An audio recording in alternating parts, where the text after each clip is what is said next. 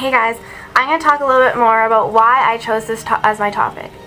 So in today's popular culture, blogging has become one of the most known used. Everybody uses it. They use it for expressing their feelings, share opinions, discuss topics online. They share images, videos, anything that to them feels that should be broadcasted throughout their generation. But there's some things that are behind closed door that people do not know about. But I'm going to talk more about Pro Ana and Pro Bulimia. So those two websites are growing and growing in members, that young teens, 18-year-olds, 19-year-olds, generation like us, amateurs, that people are going on more that people don't really know about. So I'm going to talk a little bit more about what they are and how they are targeted. Okay, so if you ever have a chance to go on the website and type in anorexia, or if you type in bulimia, what's going to come up is how to get help, history, what is it, definitions. But if you type in Pro Ana or Pro Bulimia, what will come up is websites that are forums and blogs that teenagers like us, 18-year-olds, 19 and 20, that go on. They talk about how they need help, to exceed their goal in anorexic people, sort of thing. So I went on, so I was doing research. The reason why I chose this topic is because one of my really good friends that goes to Carleton is kind of suffering from this. I guess it's university, new lifestyle, you just branch off, whatever. So I went on and I was reading blogs and what girls are saying, and they're encouraging. They're today I only ate 50 calories, and people comment and they're good for you, good for you. Next time, how about you eat less, and how about you just cut down the calories. The most disturbing story is that this girl's I had 2 popcorn kernels all day today. I am so proud of myself. A comment from one of the girls in the forum said, how about try 1 next time. This is what they want. They want feedback on how their goals, and it's just, I feel that there's some people should know about this. So Dr. Strangelove stated the internet is producing behaviors and shared meanings and are being produced. So people are sharing new religions, new feelings, new choice, new lifestyles, and people are feeding off this. Young amateurs are feeding off this. Pro Ana and Pro Bulimia is now even becoming a social movement. I'm in sociology, and I'm thinking about, for my social movement essay, I'm thinking about writing about it. I think that's something should be done about that. So what do these websites really contain? Well, I'm going to tell you what they contain. Mary Kate. We got Kate Moss, Nicole Richie, Paris Hilton. Okay, so I'm naming off celebrities. So I'm pretty sure the websites these are the girls' models, and all these girls are suffering from this disorder. So there's pictures posted of them. There's role models. Kate Moss is for the websites, they're highly mean model, they're worshiper. And a quote that Kate Moss once said is, "Nothing tastes as good as skinny feels." And they go by that. They live by those words, and I think that's just so sad. Also, Dr. Strangelove once said, because we are in a culture of the screen, we interact so much with the internet that it seems natural that our attitudes and habits will be hypnotized and influenced. As amateur bloggers, we look for doing something that is central value and importance to our culture, which is in case in anorexic girls look for inspiration, motivation. They don't look for help or sympathy. So in this case, the websites are basically a sense of belonging. So I feel that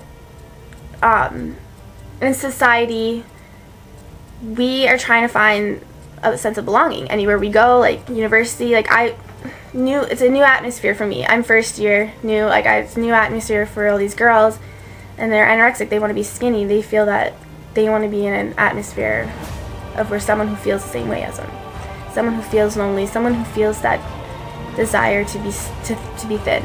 I'm just gonna name some of the quotes on the websites that I felt that were disturbing, that are coming from girls that are on the websites that are members of To Be Thin and all the websites that I named off. One day I will be thin enough, just the bones, not disfiguring flesh, just the pure, clear shape of me, bones. That is what well are what are made up, and everything else that is stored, deposit, waste, strip away, and use it. How many pounds till I am happy? How many pounds till I get thin? 3 more pounds till I am skinny, 3 more pounds and I win.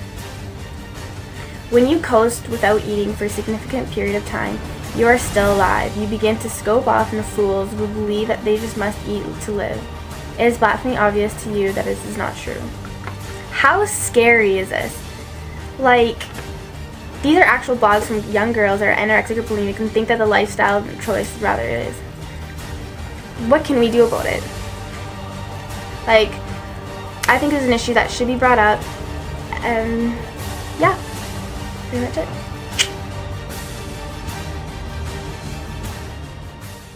With the online blogging world? Not particularly. No? Do you go on YouTube often? Very rarely. Oh, really? Do you know about the kind of like black market side of blogging where girls like around the age of 18 go online websites, they're like pro-Anna websites and pro-bulimia websites where they inspire girls to stop eating and guys to stop eating, and they talk about their diets and their exercise, and literally girls are eating popcorn kernels like during the day and living off of 100-calorie granola bars. I honestly was not aware of the fact, although it doesn't particularly surprise me that a lot of people out there, quite frankly. You know, misery inspires misery, you know, like quite frankly, you know. Do you think that there should be some sort of limit to what can be shown on the internet and what kind of websites are allowed to promote diseases? To a certain extent, there is the whole freedom of information and all that kind of stuff, and you really can't limit what people are allowed to say, but to a certain extent, you should be able to limit what certain people have access to. So, like, obviously there should be like an age limitation on what you're exposing the youth on. So that's a possibility to kind of look into, but beyond that, you can't really venture too far without fundamentally violating people's rights, you know, actually say what they want to say. Hey, can I ask you for a second? Yeah, sure. What are your top 3 websites that you guys go on? Facebook, Hotmail, YouTube. YouTube? Do you guys go on YouTube? Mm-hmm. Have you guys ever heard of Requiem? Yes. Yeah, you heard of it? It's a forum website that girls go on for inspiration about anorexia. Like, they're for it and that's what they believe in. So what do you know about it? I know my friends' roommates are really into it, and they found it on their computer one day. I don't think that kind of stuff should be on the internet at all. Like, definitely not. Like, girls probably have like such bad body image, like as it is, and like they're online. Do you feel like the internet portrays like poor body image? Yeah, like advertising. Like as if you don't get enough on like TV and like radio and stuff like that. Like they're like bombarding us on the internet about it now too. Like yeah. Do you guys think that there should be some sort of control over a pretty thin website? Yeah. From what I know about it too. I know. Thank you. No problem.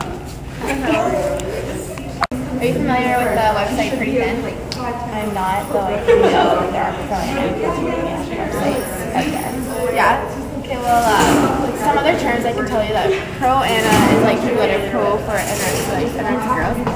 So like this website, like I was on it, like I went and researched on it, and this girl was like, I just had 1 popcorn today, and everyone like commented on it saying like congratulations and keep it up, and like it's like disgusting. So like, what do you think they should do about it?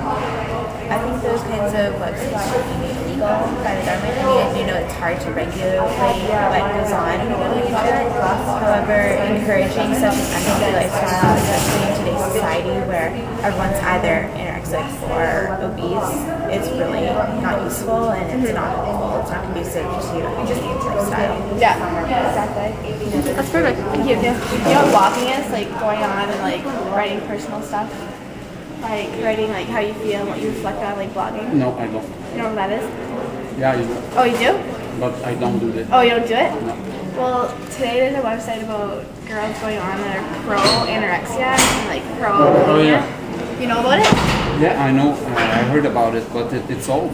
It's old? The site, it's been on for a year. Yeah, it's been on for a year and it's even continued to grow. It's pro-Annie or something, Yeah, right? yeah, that's what it is. That's sick. Yeah, it is sick. What are your reviews on it? Well, I think it's inappropriate to endorse